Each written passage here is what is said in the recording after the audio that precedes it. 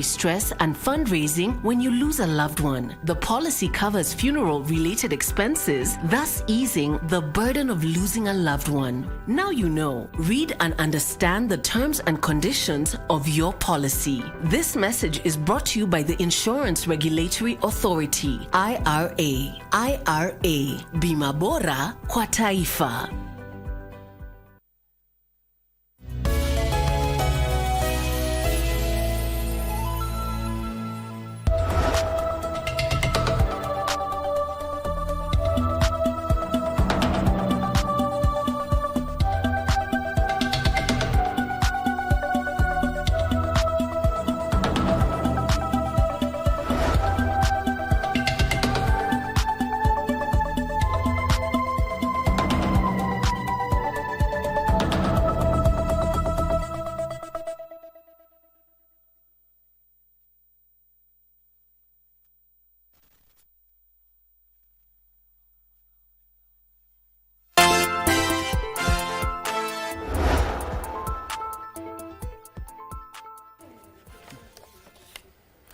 It is indeed the first day of July 2026 and indeed the first day of the 2026-26 financial year. Good afternoon and a warm welcome to KBC Lunchtime News. We have a lot in store, including the 8 minors suspected of the Utumishi girls' arson attack are currently in court in Kibera. We'll be crossing over there. And of course, the big one, we are still having the World Cup, KBC. You have the latest from Mexico, Canada and the United States, including business, not forgetting the other news from the world of sports. My name is Bentro Njue. Anne Wangeshi is my co-anchor on the sign language interpretation. Straight to the news. We begin our live coverage from the Kibera locals, where 8 minors suspected of arguing the bail. Let's first of all cross over to Kibera locals. All of us, my lady, want substantive justice for all the parties involved. My lady, you may issue conditions while granting them bond as far as witnesses are concerned. Denying minors bond because they had discussions as classmates is too drastic. It is too draconian a remedy, my lady, with regard to provisions of Article 53. They do not amount to exceptional circumstances.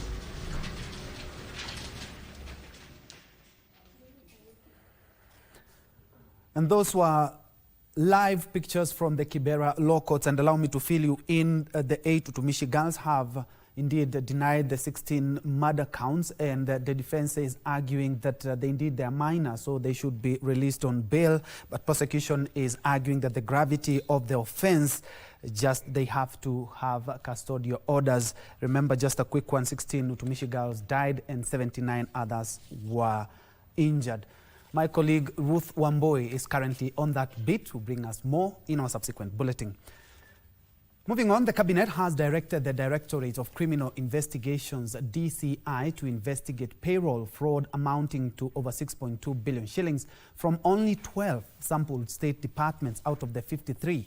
The investigation is to verify personal numbers used in payroll processing, dismantle criminal networks, manipulating government systems, recover lost public funds, and ensure the immediate arrest and prosecution of all persons found culpable.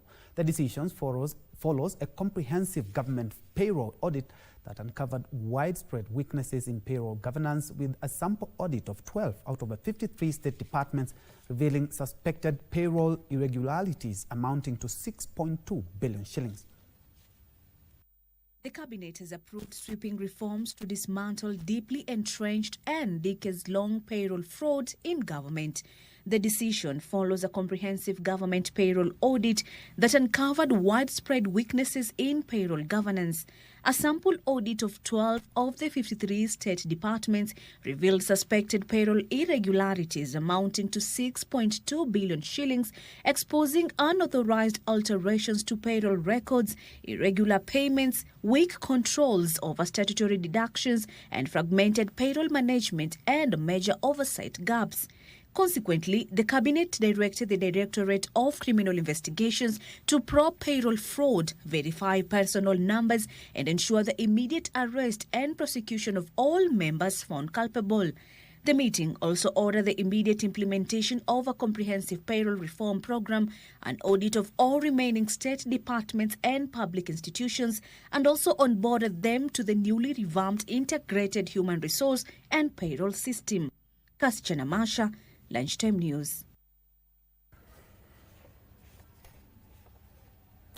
The Kenya Environmental Health and Public Health Practitioners Union is accusing the Ministry of Health of leaving out trainee public health officers from the latest placement and salary list for qualified health workers deployed to health facilities nationwide. Speaking in Kwale County, the Union Secretary General Brown Ashira termed the move discriminatory and unlawful, warning that it could undermine preventive healthcare services and efforts to curb the spread of disease in the country. The union is threatening legal and industrial actions if the ministry does not include the graduates in the deployment program and facilitate payment of their salaries.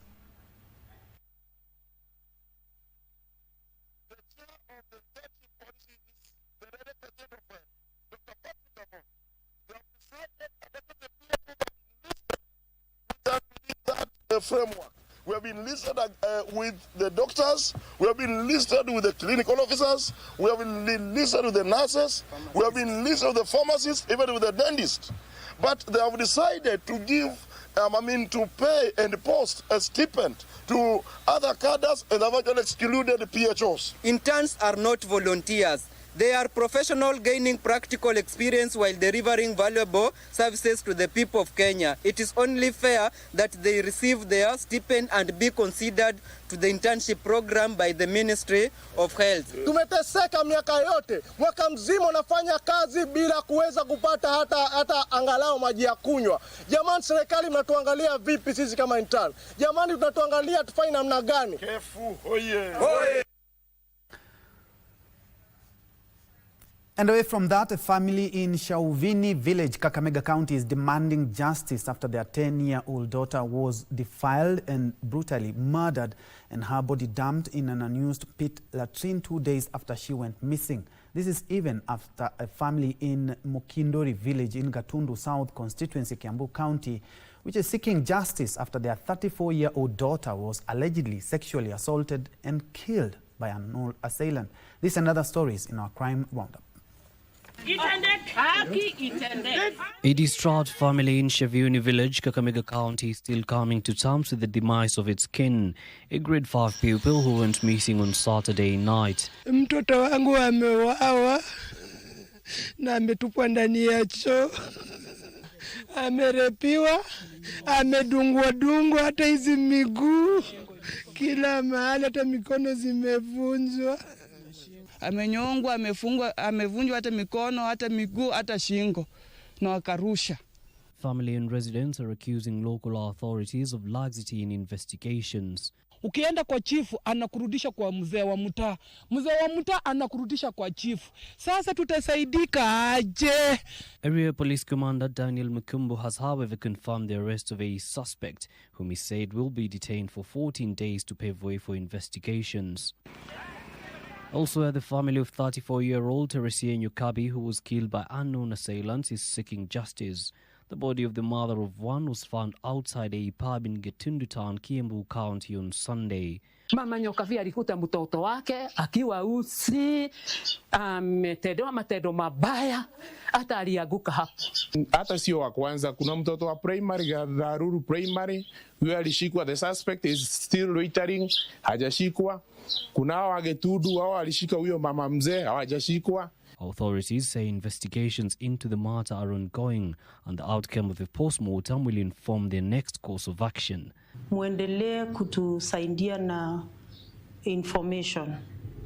Chochote uko nacho kuhusu ili jambo, tafadhali kuja utuelezee. Tukiendelea na uchunguzi. And residents of Mlolongo town in Machakos County are living in fear following a series of violent attacks in the last month, allegedly carried out by a gang armed with crude weapons. The suspected gang, which residents say operates under the cover of darkness, has reportedly left several people injured, with victims also reporting cases of robbery and sexual assault. Kuna rungu wanatembea nayo ya Masai wamefunga na polti hapo mbele. Hiyo rungu ndio alitumia kunichapa meno, kunichapa hapa kwa mdomo. Ikang'oa meno yangu yote, 2 ya juu na 5 ya chini. So kuanzia hapo waliendelea kunichapa hata sikujua waliacha saa ngapi. Mimi nilistukia sichapwi tena. Athi River West Sub-County Police Commander Anderson Bai confirmed that the reported incidents are under investigations, adding that police have intensified patrols in Mlolongo and environs to enhance security. Yusufa reporting for Lunchtime News. Moving on, residents of Isulu and Bushiangala in Kakamega County are seeking clarity on mining activities by Shanta Gold Company on their land and the compensation process for those who will be displaced to pave way for the project.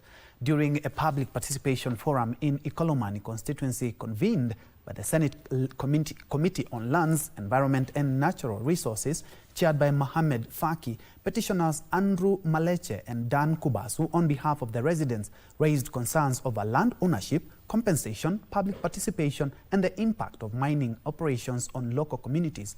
Mining Principal Secretary Harry Kimtai, who attended the session, and Senator Faki assured residents that the concerns will be addressed. Hakuna siku Shanta itaanza kutoa madini hapa bila hiyo agreement. Inaitwa Community Development Agreement. Na nilikubaliana na ule ndugu alisoma vizuri sana kwamba we must sign the Community Development Agreement. Serikali sheria yake ya mining ni kuwa kiwanja kinaweza kuwa chako, lakini madini chini ni ya serikali.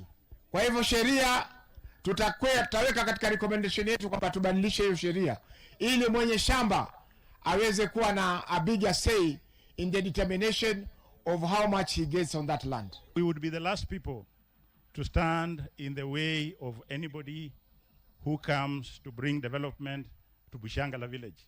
But if you want to invest in Bushangala village, you must come in a transparent way. And a quick one, it's Harry Kimutai, not as the name tag had suggested, Hilary Kimutai. Moving to the coast, the government has stepped up efforts to fast-track the completion of major infrastructure projects under the Malindi Integrated Social and Health Development Program. Speaking during the 7th National Program Steering Committee meeting in Kilifi, Principal Secretary for ASALS and Regional Development, Dr. Caroline Karogo, says the projects are critical to improving healthcare and transport services in the region.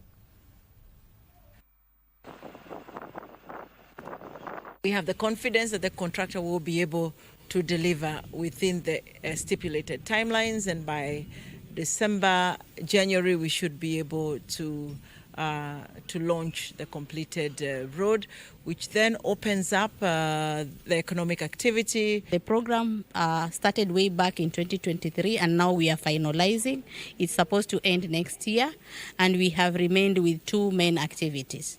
The already commenced road project that has been launched, as said by our PS, and we are also equipping the already built ICU and HDU block at Malindi Sub-County Hospital.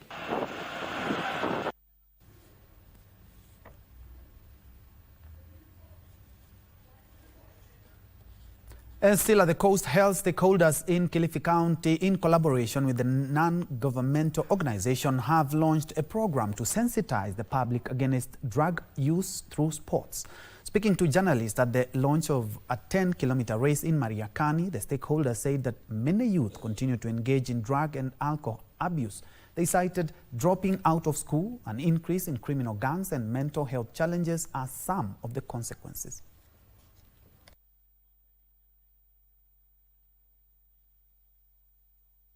Tunajua zile hatari za mihadarati ikiwemo kushuka kwa viwango vya elimu, ikiwemo pia upungufu wa usalama ama kushuka kwa usalama nchini. Kuna madhara kama vile mental health issues, kuna madhara ingine kama ile gender based violence. Wanakuja kule utaona kwamba ina historia ya matumizi ya madawa. Hapa moral wale vijana kwamba kando na ule utumizi wa madawa kulevya waachane nao. Kuna mambo mengine ambayo wanaweza kufanya, mojawapo ni hii talanta. Hii hafla inasaidia sana kusensitize watu wote haswa wanarika against drug abuse ambayo huharibu vijana wetu. Nimeona sasa hivi tukienda kazini wanaanza kukupima, waangalia afya yako iko vipi. Ukipatikana uko na hicho kitengo ama kini chochote cha dawa kulevya, unapatiwa nafasi ya kazi.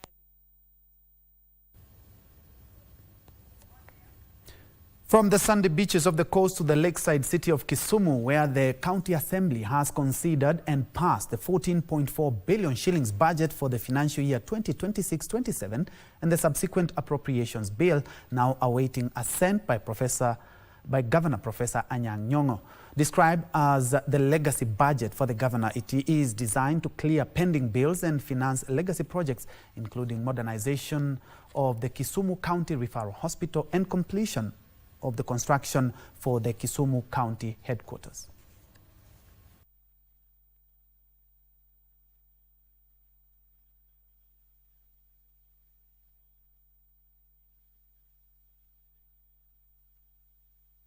Projects and leaving contractors to go to pending bill. And that is why we introduced what we call the roll of us. The roll of us, once a contractor is not able to finish the project and he has not been paid, then what we do is that we don't terminate the project and we allow the contractor now to go and look for the money in terms of pending bill. We roll over, giving more sufficient time as the county also strive to look for more money. And 3, we have been over-projecting on our own source. And if you're very keen, last financial year we had projected to collect 3.7 million and it even formed part of our budget. But so that we are able to reduce those pending bills, we have reduced our own source projection from 3.7 to 2.3. So you see now that aspect of reduction of that, meaning we are having a realistic budget so that what we get as revenue is actually what we spend. The House stands adjourned until... Moving on, harmful cultural practices, high rates of teenage pregnancy and under-reporting continue to be cited as causes of the growing number of sexual and gender-based violence cases in Meru County. During an anti-SGBV technical stakeholders committee meeting in Meru town, Meru County Commissioner George Omolo urged the public to report incidents to authorities, noting that gender desks have been set up in police stations to give survivors a safe reporting environment. The State Department for Gender Deputy Director Winfred Kagweria said the committee is reviewing progress while prioritizing empowerment of boys and girls and involving men in preventing gender-based violence.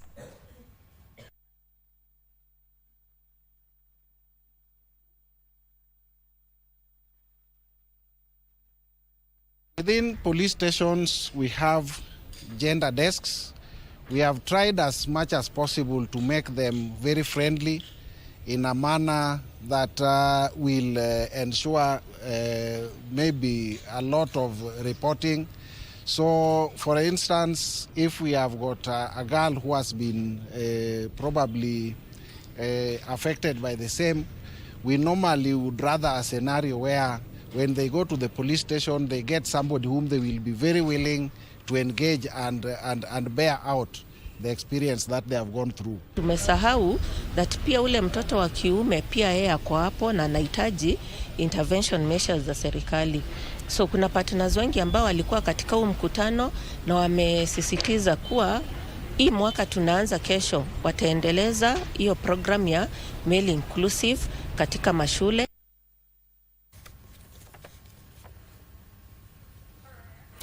Back to the coast, where Lamu County has become the first county in the country and the first local government in Africa to win the United Cities and Local Governments Peace Prize 2026, a global award recognizing excellence in locally led peace building and inclusive governance. The international jury cited Lamu's peace model for embedding peace building in county legislation and governance, while integrating climate resilience, disaster risk management, maritime safety, refugee inclusion, and community participation into a single coordinated framework.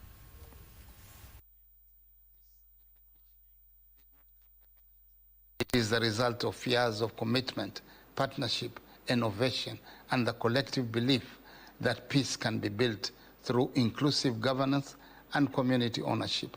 Allow me to pay special tribute to the Directorate of Peace Building under the Office of the Governor, whose technical leadership was instrumental in developing the internationally acclaimed Lamu Peace Model.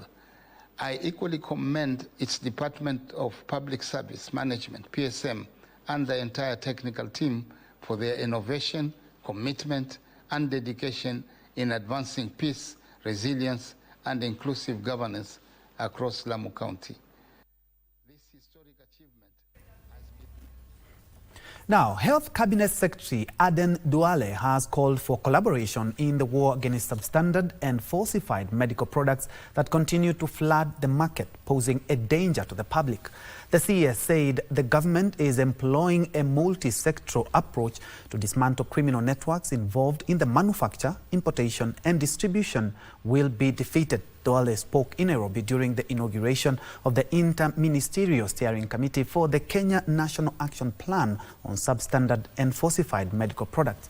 According to the report, Kenya recorded 32,833 adverse events between the year 2011 and 2025. I am shocked to see that we have fake HIV test kits in the market. You know what that means to your youth, to our youth.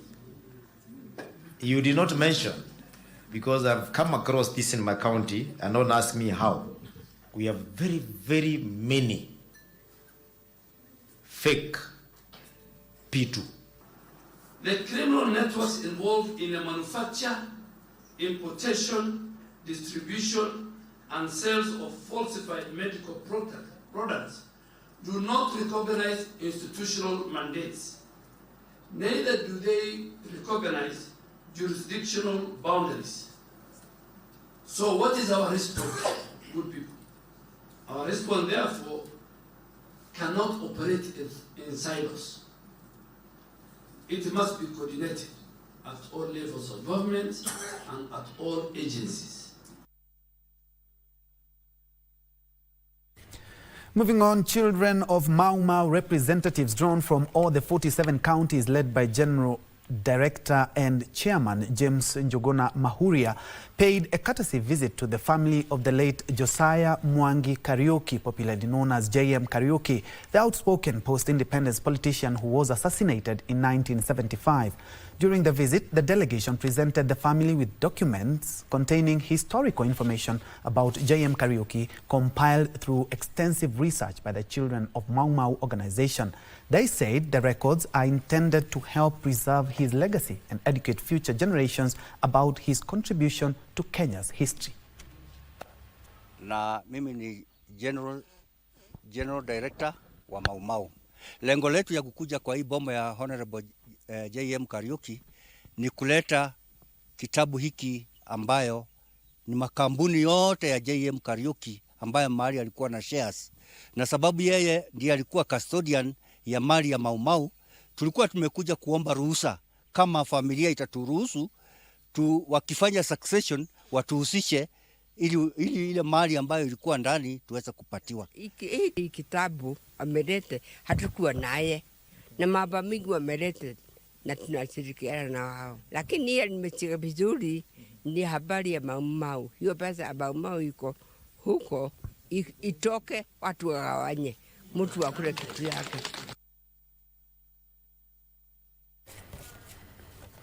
Now, the Cabinet has approved the Kenya-United States Health Cooperation Framework, a partnership aimed at strengthening the fight against infectious diseases. According to the Cabinet, the framework is key to the country's ambition of transitioning towards a more self-reliant health system. Cabinet secretaries have ratified the Kenya-United States Health Cooperation Framework aimed at fortifying the fight against HIV, malaria, TB, and emerging infectious diseases. The initiative focuses on disease surveillance, laboratory enhancements, digital health systems, and seamless integration of over 13,000 US-supported frontline health workers into Kenya's public health workforce. The Cabinet also gave green light to the 4.5 billion shillings Mother and Child Lifeline initiative aimed at improving maternal and child health care. The facilities will be in Nairobi, Embu, Garissa, Uasin Gishu, Bomet, Kisumu, West Pokot, Nakuru, and Kwale counties. In other news, retirees from the Nairobi County government have vowed to camp outside City Hall until their pension arrears are paid, accusing the county leadership of failing to honor repeated promises. The retirees spoke during a protest outside City Hall, where they decried arrears amounting to 40 billion shillings in pension benefits, with many claiming that they have endured years of financial hardship while awaiting what they are owed. The irate protesters are now demanding immediate action from the county government.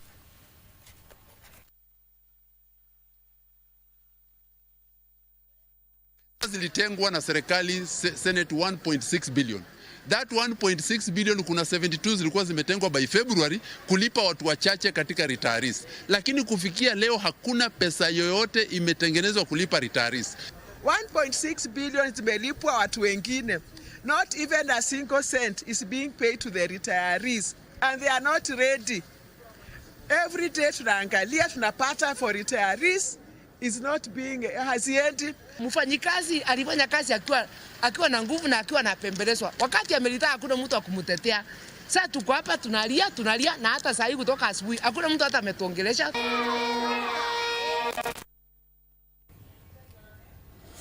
Very well, at about 27 minutes past the top of the hour, you're due for a fast break, but when we come back, we still make a sense of business before we head to the three countries hosting the World Cup. Last night, one African country and one South American country were eliminated. We have two African countries playing today. Which are they? And who are they playing against? I will be back with that plus much more, so don't go away.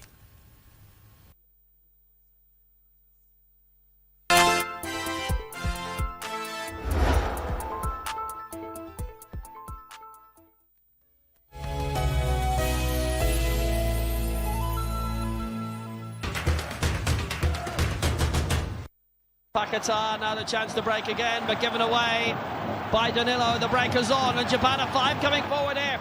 Good break, Sano, yes! What a goal! What a brilliant goal! Kaishu Sano! Edge of the area!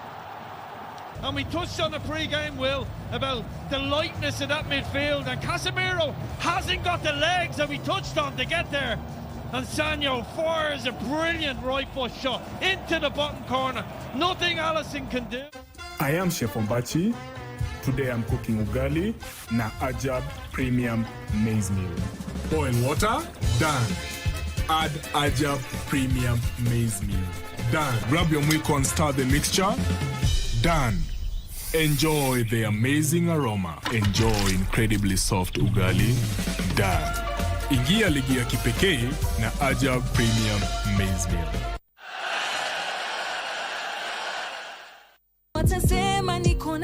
Kazi ni kuingia, kuchukua mtoto, alafu basi unatoka clean.